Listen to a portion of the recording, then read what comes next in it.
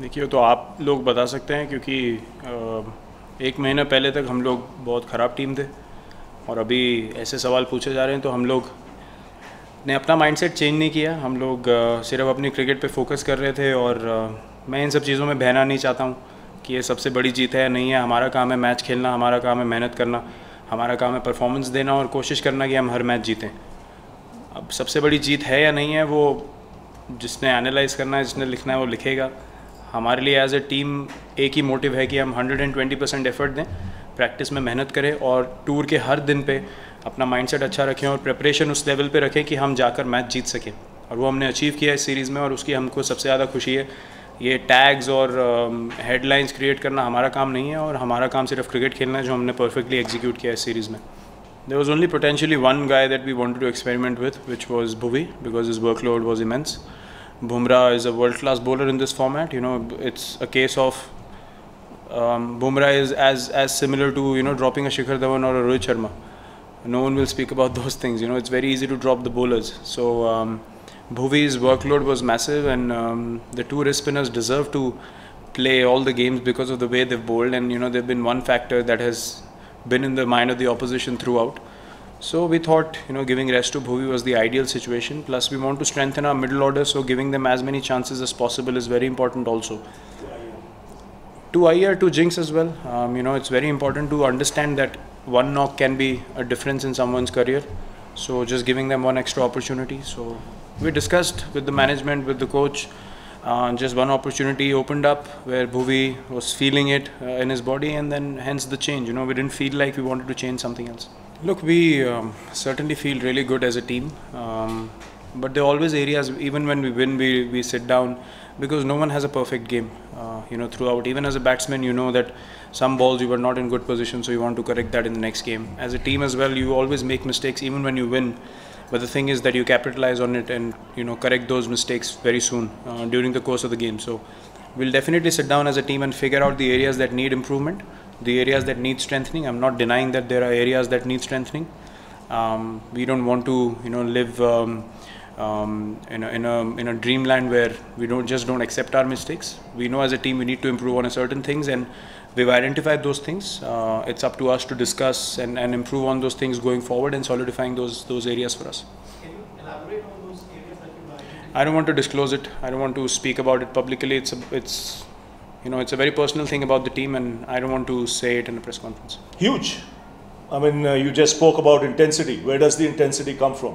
When you have a leader like that who leads by example, the other guys jolly well follow. Otherwise, they know what to expect. So, that's the beauty about this team on this trip. Where I feel proud as a coach, about my boys is the intensity they showed.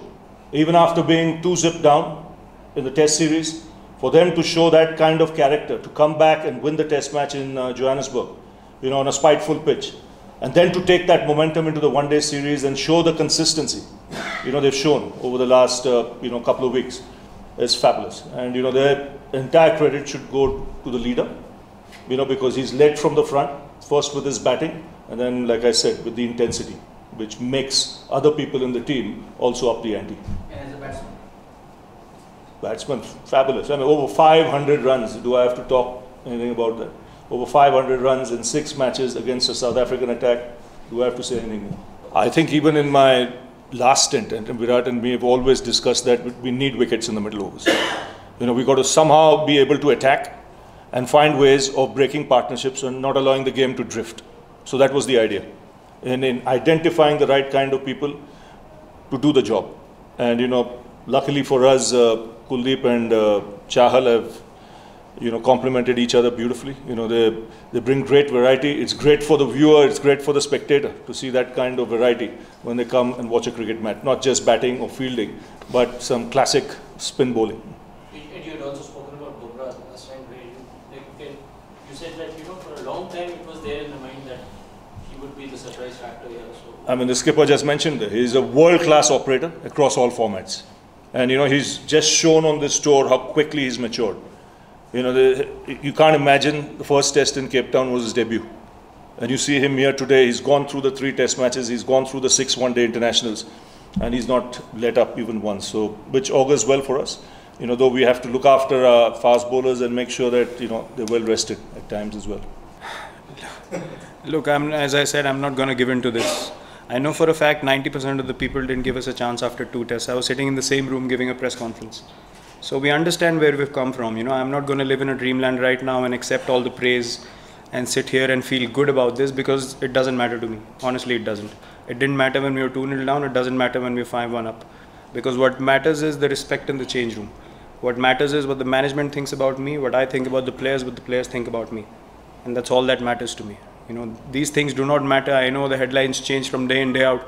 Tomorrow I play a bad shot and get out for 0. Everyone will conveniently do what they want to do. So, as I said, it's not my job to say anything about what I do. Yes, if I make a mistake, I will come here and accept it. I've never been one to give excuses, and I will remain like that. But I'm never one to come here and praise myself. I can never do that because, as I said, this is a job for me. I'm not doing anyone a favor. I'm representing the country. It's an honor for me, and I'm just stepping out to do my job. Well, I'm the head coach of the Indian team. When I see him batting like this, and I've seen him batting across all conditions, in all formats, and it's not just averages. It's the way you get runs, when you get it, and the impact those runs have on what the team does. I would safely say is the best batsman in the world now. Not one bit. We had the same mindset when we played in Sri Lanka recently.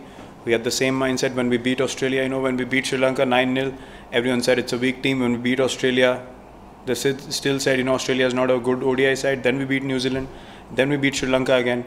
And we beat in South Africa here again. So the focus has always been on the team. It doesn't matter to us who's playing, who's not playing. Whether the team is what is supposed to be or it's not in our hands, and it's none of our concern. We want to take the best team as far as we can on the field and have the best mindset to perform every given day that we represent our country. And that remains our mindset, regardless of what happens. The ups and downs will always be there, but the intensity and the respect and the mood in the change room and the mindset to deliver for the team, accepting every situation as it comes, it's been the hallmark of this team. So regardless of what the opposition is like, we always go out there, and what's presented to us, we look to embrace those things and then put up our performances accordingly. Look, it's not easy. I understand it's not easy, especially when the results are not going your way. I've been very impressed with him as a batsman and as a captain as well. He's really composed of what I saw in the field. It's not easy when things are not going your way. But he's someone who doesn't seem to lose his cool, which I think is a very good thing. It's a very positive sign. He's obviously captained his province. He's captained the junior levels as well. So I would really suggest people show patience with him, because he's potentially your next leader, and he's a top class batsman as well. It's a joy to watch him play, and he's definitely got the talent to dominate as a batsman, and he's got the right mindset to dominate as a leader as well. He just needs some time. I can totally empathize with him because I've been in that position. All I can say is that he's on the right track. Look, I'll be very honest with you. I don't at this stage. I don't feel like competing with anyone. It's all about how I prepare before the game, what my work ethics are like, and how I'm feeling on game day. And my only motivation is to get into that frame of mind. I'm not competing with anyone at all. If anything, I only look to help my team in any way that I can. And during the course of that, I mentioned that before, if you're thinking about the team, special things happen. But if you're thinking about, being ahead of someone else, then you'll be found out very soon by this game, and then you're compromising on what the team needs as well. So, look, as I said, I don't want any tags. I don't want any headlines.